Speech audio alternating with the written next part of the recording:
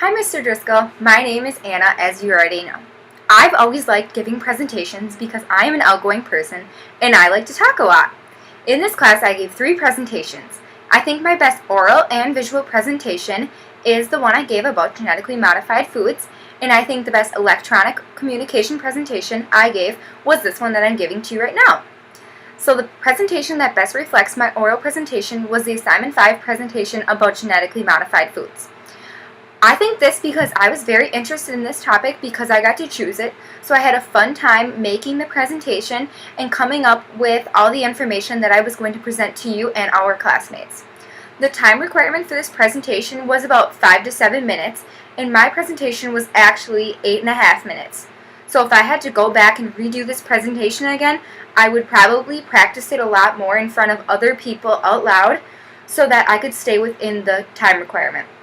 I also know that I didn't practice this presentation quite enough because I said a few too many times, which was a comment that you made and a comment that one of the classmates that evaluated me had made. So then going along with this, my best visual presentation was also the Assignment 5 presentation about genetically modified foods.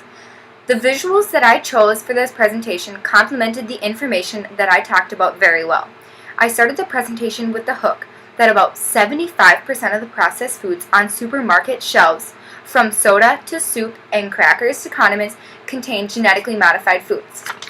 I then showed this picture, which is the top 10 genetically modified foods, and asked people in our class if they had ever had any of these foods before. Later in my presentation, I talked about the advantages and the disadvantages of genetically modified foods.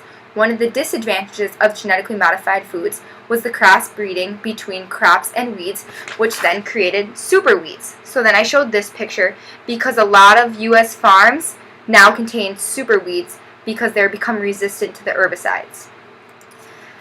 Then the last picture that I was going to say that I thought was very effective was the slide about the nutrition facts. So I talked about a way to contact the FDA to get them to like my solution was to contact them since they're already going through a label change process. This right here is the current label that we have. And this is the label that the FDA has changed. I said that the FDA is changing the serving size requirements and the design of the label, so I think that this picture was an effective choice so my audience would know exactly what changes were going to be made. Lastly, I chose a very basic slide design for my presentation because I wanted to bring attention to the information and the figures that I chose for the presentation. But looking back on it, the color scheme for the slide design I chose was gray on top and then had bullet points that were like a pinkish, reddish, orange. And if I went back and redid this presentation, I probably would have chose a slide design that had more bright, bold colors. I don't think that having these bright, bold colors would take away from the information and the figures on the slides.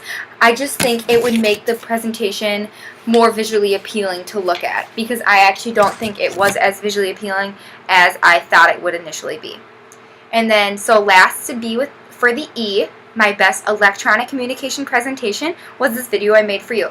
Before making this presentation, I never knew how to use this video button on the top of my computer. And also through making this presentation, I found out there was an iMovie app on my Mac.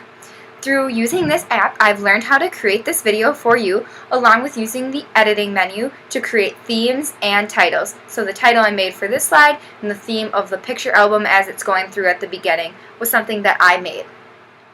I think that this will help me in the future if I ever have to make another presentation. One thing I think I could have done better was to explore more of the editing features, but I guess that's just something that will come along with more experience and in the future if I ever have to do this again. So overall, I think I've improved my skills in this class, both as a writer and as an oral speaker. I've even learned how to make this video, which I think is pretty cool. I will take these skills with me throughout life, and I know I will be more prepared for presentations in the future. So thank you for a great semester, Mr. Driscoll.